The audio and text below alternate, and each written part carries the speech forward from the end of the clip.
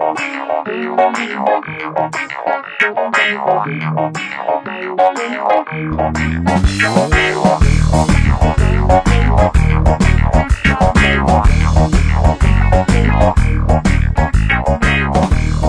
morning, Memphis, Tennessee.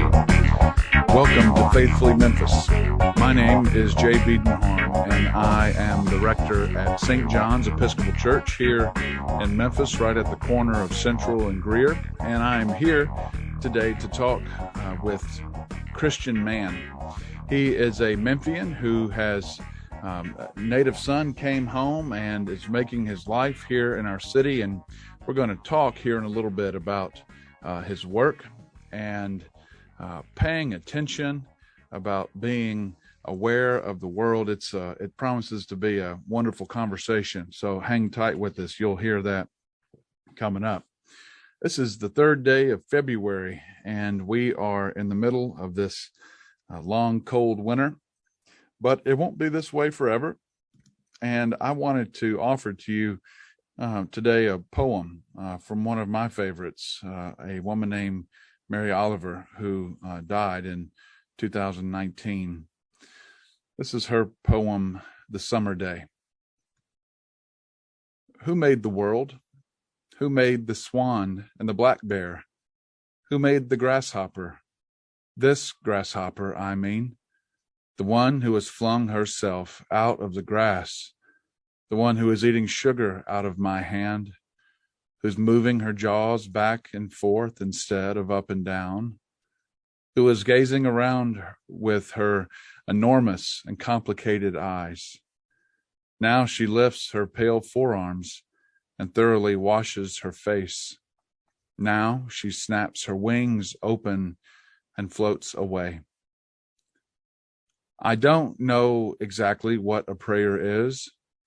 I do know how to pay attention, how to fall down into the grass, how to kneel in the grass, how to be idle and blessed, how to stroll through the fields, which is what I have been doing all day. Tell me, what else should I have done? Doesn't everything die at last and too soon? Tell me, what is it you plan to do with your one wild and precious life? On the 3rd of February, we also remember Ansgar, who was called the Apostle to the North. He was a Christian bishop who lived in the 9th century, and he was stationed in Hamburg, that international port city in the far north of Germany. If you can't picture it in your mind on the map right now, that's okay. My bet is that there are freight containers here in Memphis being unloaded from rail cars that picked up freight somewhere in a port, New Orleans or Los Angeles, and brought those goods from Hamburg to our city. I appreciate your time today. We got some interesting conversation and plenty more. Stick around. Good morning, Memphis.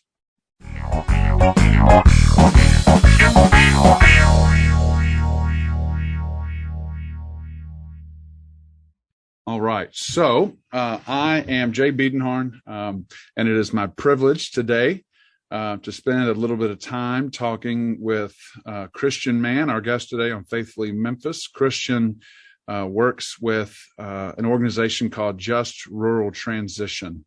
And as I understand it, Christian, you are a native, come back to Memphis, right? Yeah, exactly, Jay. I was not born here, but I grew up here, spent about 5 years away from here, and as of 2021, am back in Memphis. Right. And how? I guess I'm curious. It's got to be an interesting time to make a move.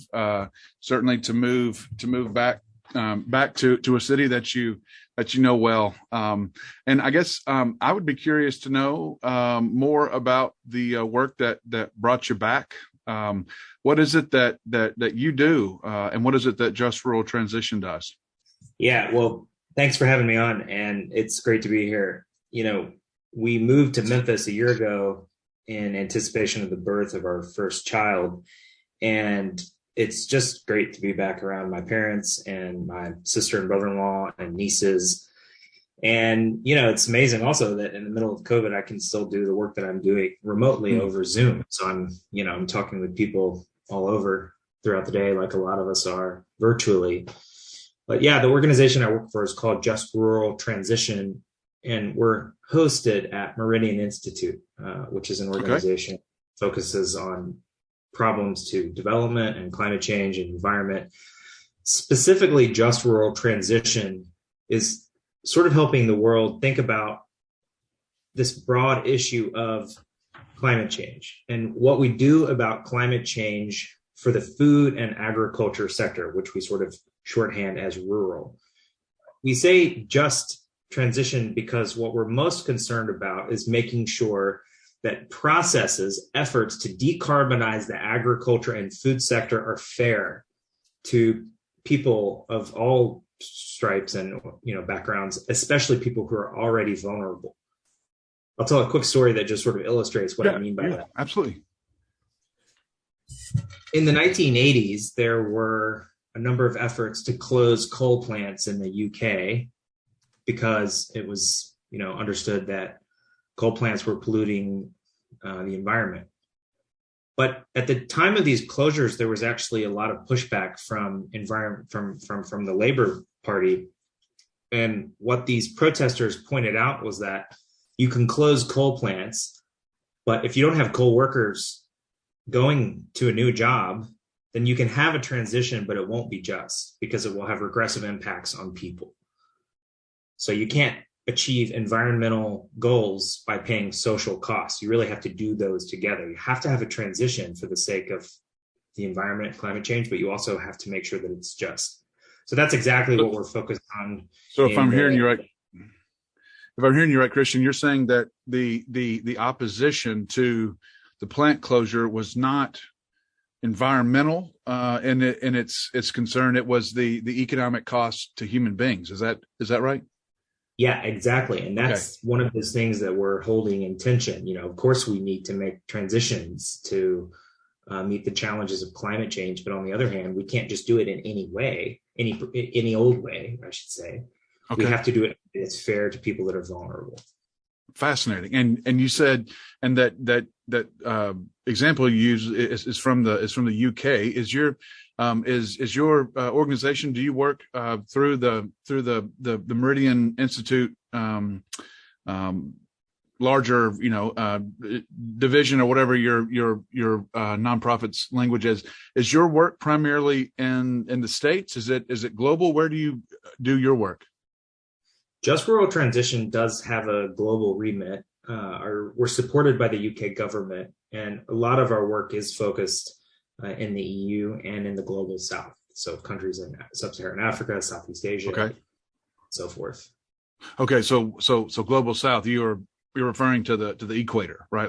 Exactly.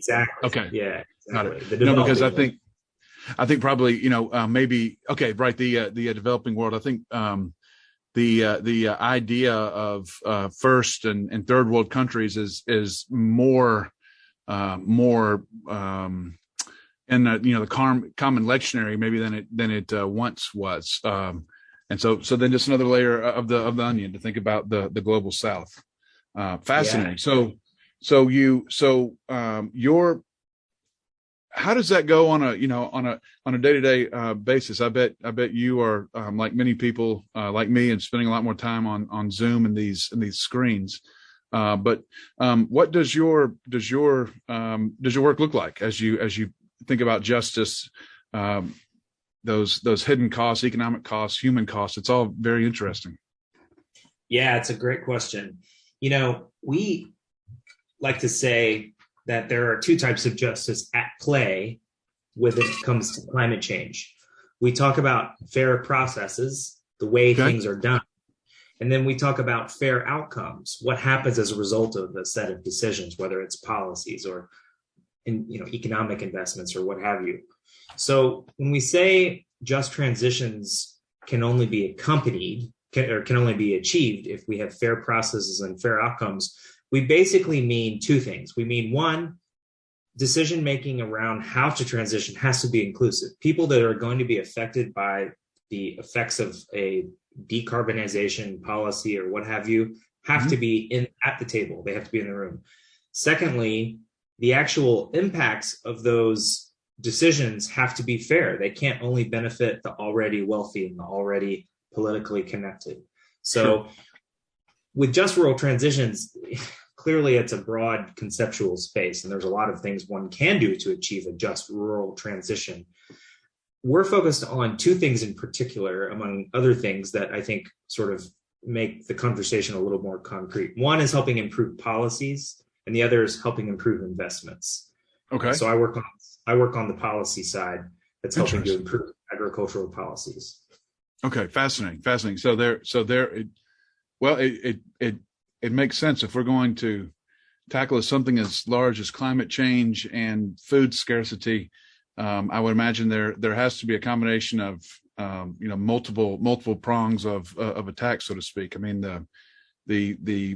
is it fair? Am I imagining that right, Christian? That a policy change would be potentially more of a short-term, immediate turnaround, and the investment solution would be more of a long-term. Is that right? Do I have those backwards? I would say both apply to both.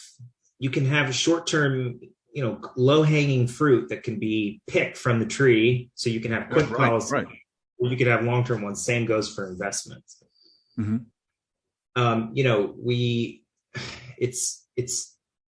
This is an interesting fact. Every year, governments spend upwards of $720 billion on their agriculture sectors. They give payments to farmers. They provide different sorts of support to producers along the value chain. That's most of that money, billions with a B, correct? Billions with a B. Got it. And most of that money does not help achieve climate or environment goals. And so one of our main goals with Just Rural Transition is, hey, how do we take that large sum of money and help bend it towards the goals of a Just Rural Transition? And if I understand you correctly, it would not be a workable solution from your point of view to say a plant is closed. The solution is to uproot your family 300 miles to a different job market or a different kind of work. That would be displacement, which would, I think, fall below the standards of justice. Does that sound right? Yeah, that's exactly right. I'm remembering a time a couple of years ago when I was in El Salvador. I was talking with a farmer in a very rural area who told me that because of climate change, the quality of his soils had degraded such that he could no longer make a living from farming. And so he was being forced out of there. And really, what we want to see is decisions around migration, for example, be voluntary, not involuntary. It's fine to move to the capital city, move to the United States, whatever. But so often farmers don't have that choice. They're literally forced out of their homes because climate change has made an agricultural livelihood untenable. So that's the kind of agency, if you like, that we're hoping to return to farmers. Wow. So the a move is not in and of itself a bad thing. It would be unjust to move from a position of vulnerability and no other recourse, right?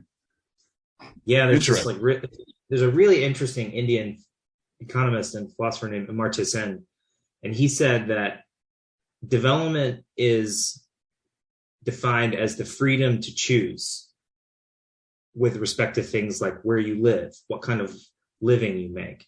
And I think that's a really beautiful way of talking about justice, returning to people the capability, the freedom to choose what you do to make a life. Fascinating. That's one of the things that, that way of thinking shouldn't be completely foreign to people of faith. I mean, the idea of the Christian faith, the Episcopal Church in West Tennessee, which we are part of. This podcast is part of, talks about freedom is not so much a restraint as it is the ability to choose to engage with another and to do so, to be motivated from a position of love, right? To think about, we believe that Jesus of Nazareth is the Son of God who chose limit to take on humanness, full humanity, in order to restore. There wasn't any coercion; it was a choice freely made. And it's fascinating to me to think about this in terms of a very real world scenario. It's funny you say that, because I was at St. John's a couple weeks ago, and I think that was a reading in our liturgy, and I had that very thought, like, what a beautiful description of freedom for a Christian, that it's not total liberation. It's this idea of being committed to one thing.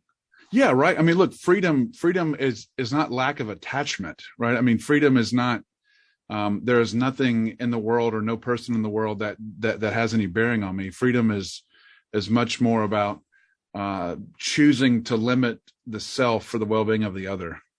If that makes any sense. I mean, Paul, the Apostle Paul, right? He writes about there are many parts of the body. Not everyone is a hand, nor is everyone a foot, but in fact, the hand need the feet to all function as the body of Christ.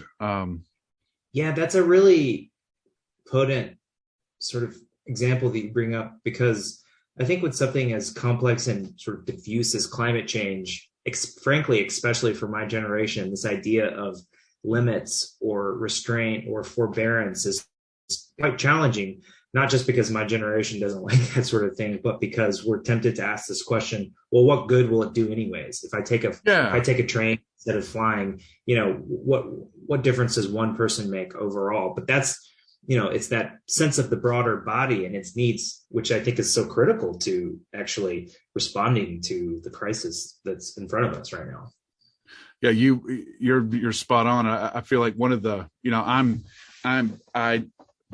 I hope that I'm a conscientious human being. I hope that I'm considering the well-being of the planet and other people as I make my decisions day to day. But there is when you think about something so massive, it's hard sometimes to even feel like you have an entry point into tackling it. And so, I wonder if people who are concerned about this, it's hard not to feel, I don't know, despair or a sense of hopelessness about this, to say, really, if I recycle this laundry container, is it really going to stop carbon emissions? Right. And I suppose we have to, small drops fill the bucket, as it were. So I know those things are important, but yeah, we're talking about something that is massive. And, it's sometimes overwhelming to imagine that our individual decisions, which we are thankfully have freedom to make, there is a hidden cost, right? It's not as easy. Garbage just doesn't go away when it goes to the curb and the sanitation workers pick it up, right? I mean, that kind of thing. It's your comments about your work bring to mind for me just the sense of interconnectedness and responsibility that we all have. Yeah, that's, I love that you brought up the sort of the example of recycling, because, as somebody who recycles, probably every time I do it, I sort of think, well, does this make any difference? It actually makes me think of a question I wanted to ask you. Sure. This question of climate activism, or sort of activism in general. I'll tell a quick story to sort of set the question.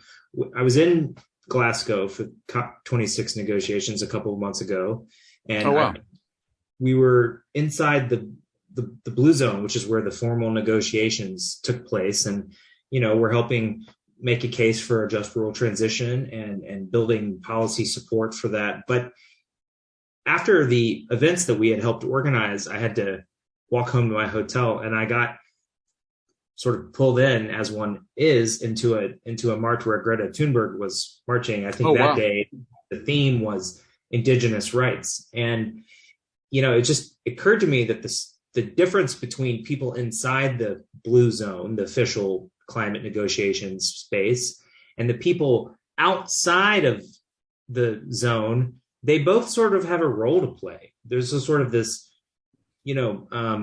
almost prophetic role for people like Greta Thunberg to say we're not doing nearly enough.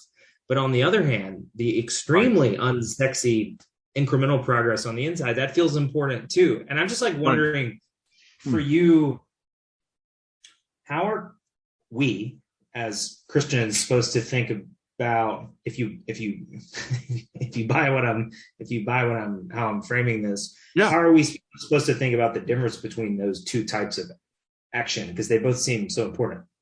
Yeah, no, it's a fine question. And just a few things that come to my mind. The first one is, in ancient Israel, it's a theocracy, right? God is sovereign head of Israel, and God speaks and reveals himself through three offices: the priestly office, of which I'm a professional priest in our church, the prophetic office, and also the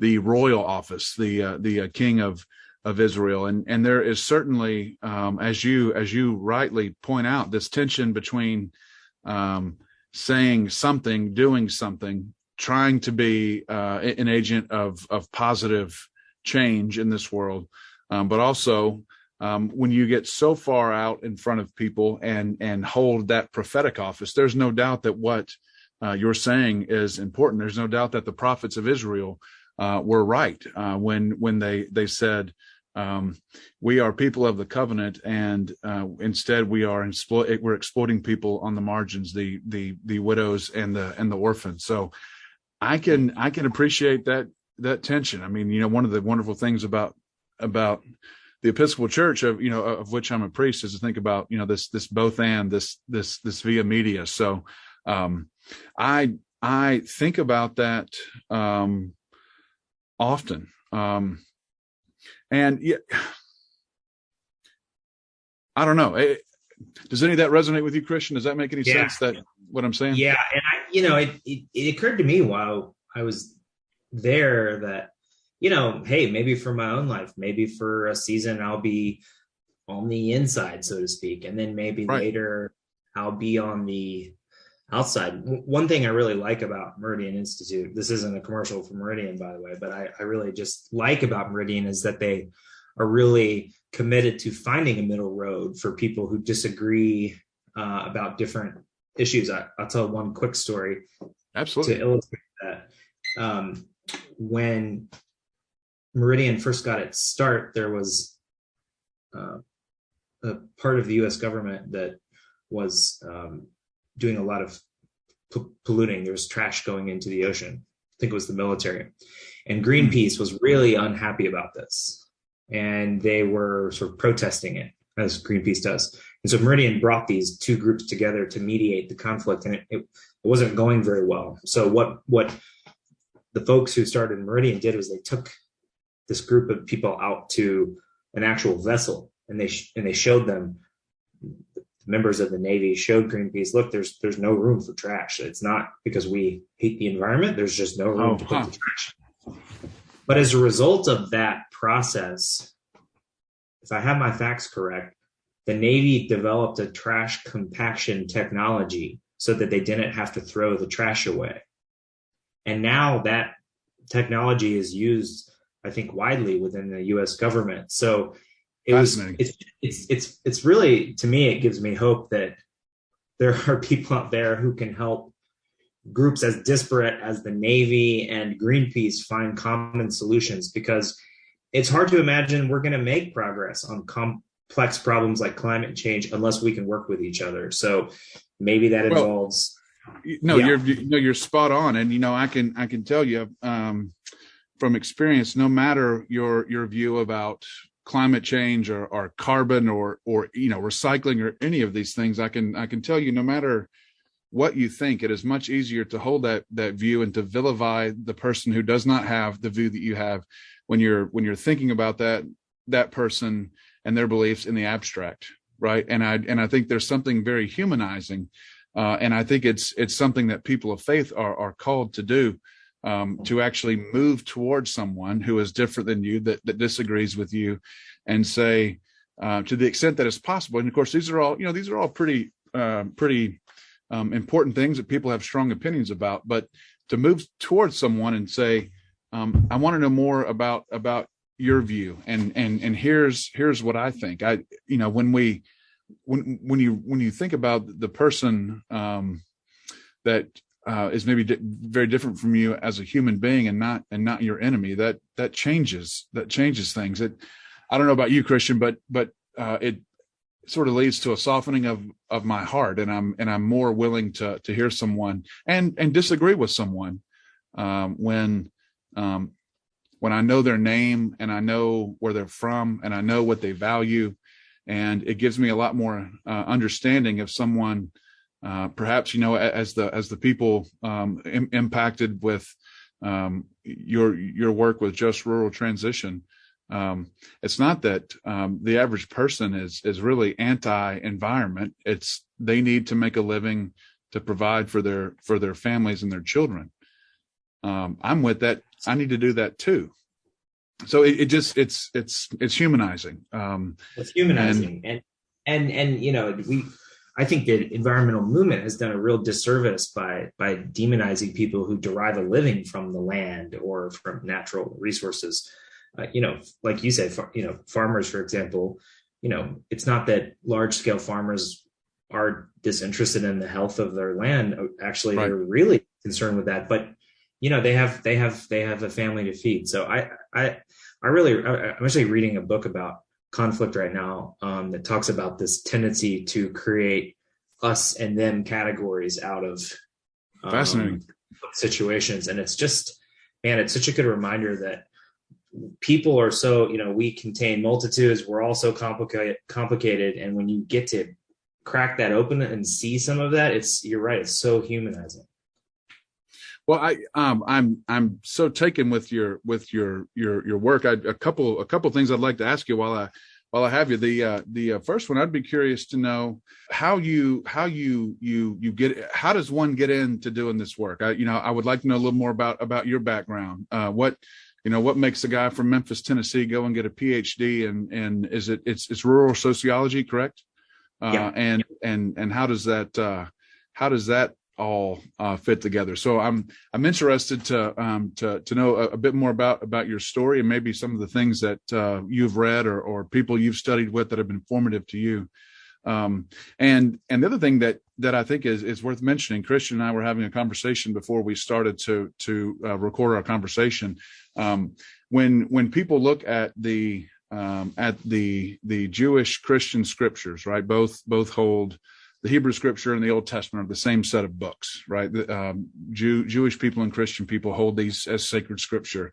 And in the book of Genesis, which talks about the creation of the world, God calling creation out of nothing, simply for the sake of creation, simply to enjoy the company of his creatures. It's like Bob Dylan said, God gave names to all the animals, right? Adam and Eve have dominion, and that word, I think, for too long has been used to indicate that we as human beings, we are the end consumer of this economic environmental complex. And I don't think that's what God meant in creation. I think that the idea of dominion is much more about God saying, I'm going back from whence I came, and until I come again, you're in charge, right?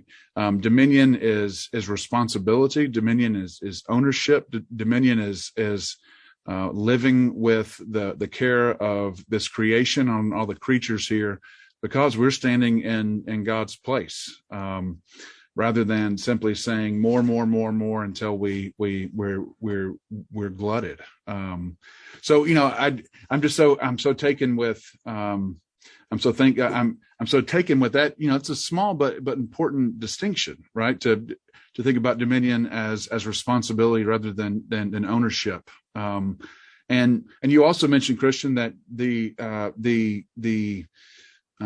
climate change and environmental destruction, or that if you're thinking about dominion as responsibility, maybe a misuse of the creation, these things are all tied together. So I just throw that all out there. That's a lot. That's sort of a stream of consciousness, but I'd be curious to hear you respond. Yeah, I really like those questions. I think I can kind of answer them both at the same time. After college, I almost actually went to a school in Chicago to study social justice. Huh. But I then sort of realized, here I am, this white guy from Memphis, Dr. King's, the place of a lot of his work and finally his assassination. And I decided that it made more sense to come back to Memphis and work with someone who was not like me, who I could be sort of mentored by. So I came to Memphis and worked for Reverend Marlon Foster, who runs an organization in South Memphis called Knowledge Quest, where he's also a pastor.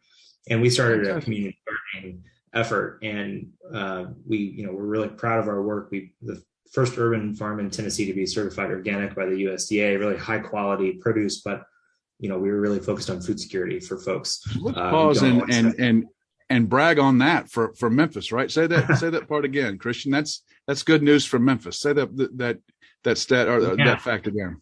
Greenleaf Learning Farm at Knowledge Quest, which Marlon Foster started and I helped with, was the first certified organic urban farm in Tennessee. And we, I think,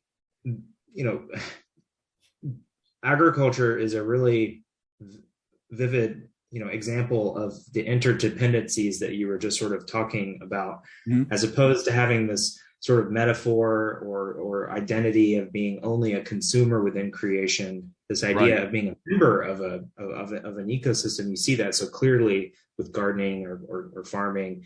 And so I learned a lot about that sort of notion with my own eyes while in Memphis. I eventually went to Penn State and then Washington, D.C. and worked on international issues and over time decided that we'd come back to Memphis, and we jointly decided we'd come back to Memphis and start a family here. But I've done some work domestically and some internationally, but it's always been sort of predicated on the notion that we are, like you said, we're responsible for the stewardship of the earth, not necessarily subduing it only, but caring. Yeah, for right. it. I mean, the earth is not an endless buffet. I mean, we have to be more strategic and more and frankly more just in the way we use resources.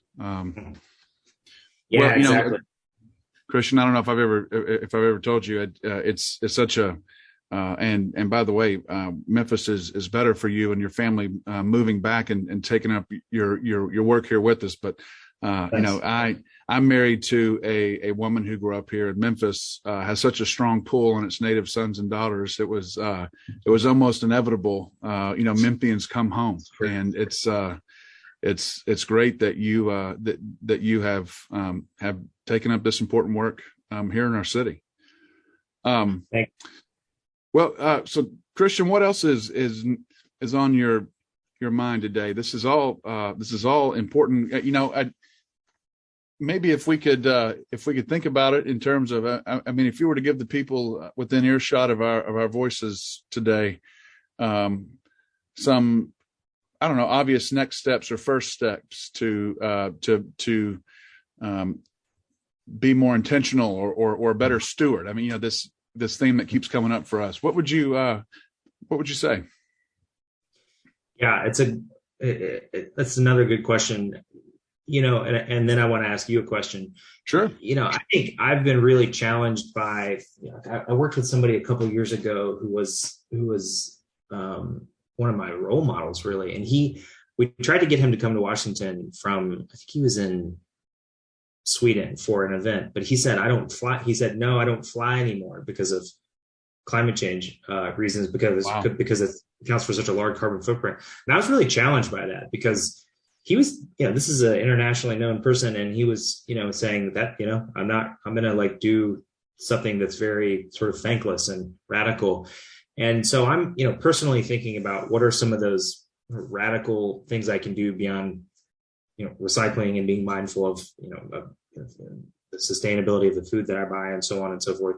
Sure. I think that's all very important. where we fly and how much we fly, that's a really big one that nobody really wants to talk about, honestly. Because as much as the next guy, I like going on trips. Oh, sure. It's awfully convenient. I think also,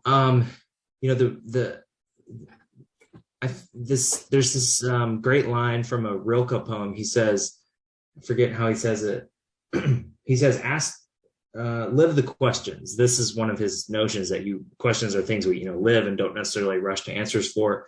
But I have this question that's maybe no easy answers for, but I still wanted to ask it to you. Sure. We were talking about how if there is this creation ethic, environmental ethic, and it should have a dimension of justice, like we've been talking about.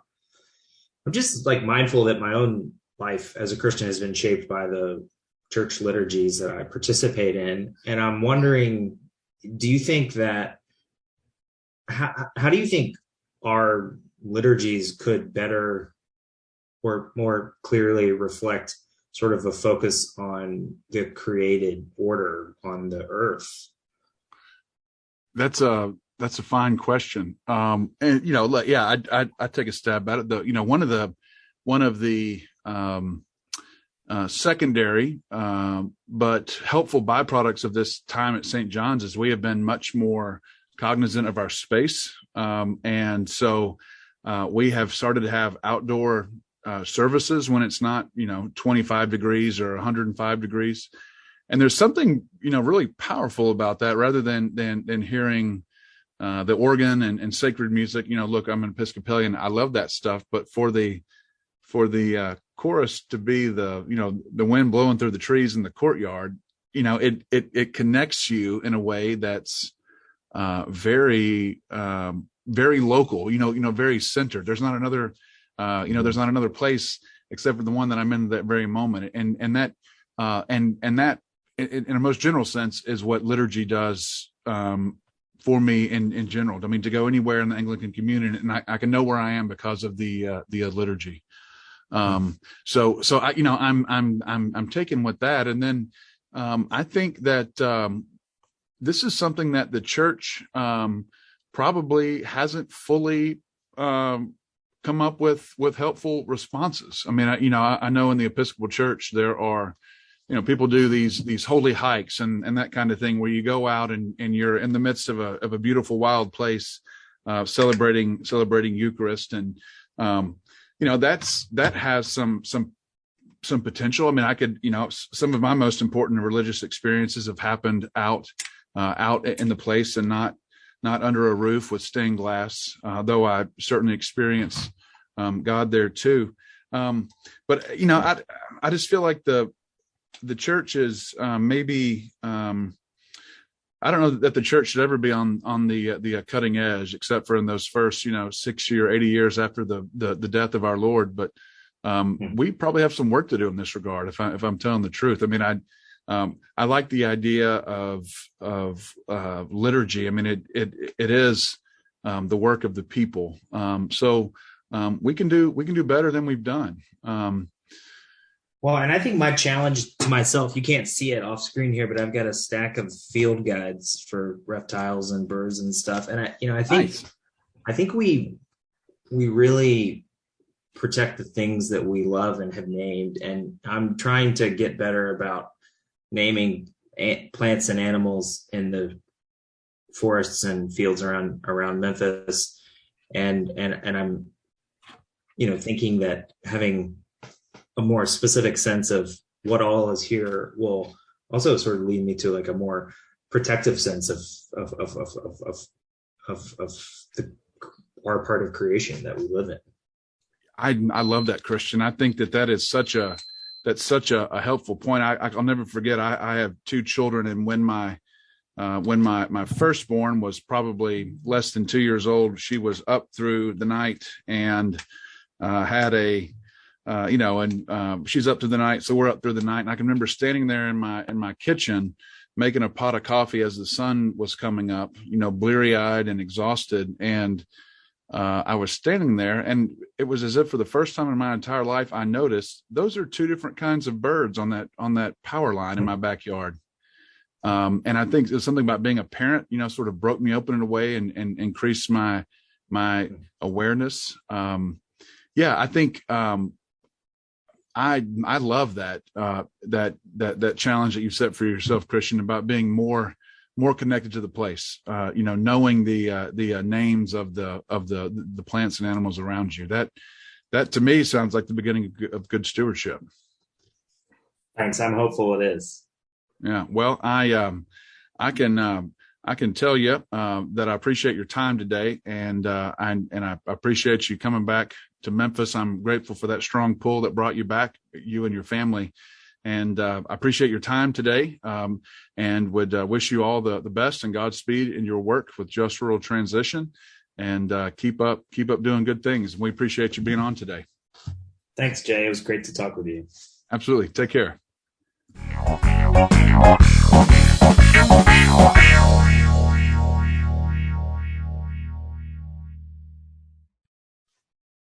Well, dear listener, our time has just about come to an end. So I wanted to tell you that I appreciate your time today. And I wanted to tell you that this is Faithfully Memphis.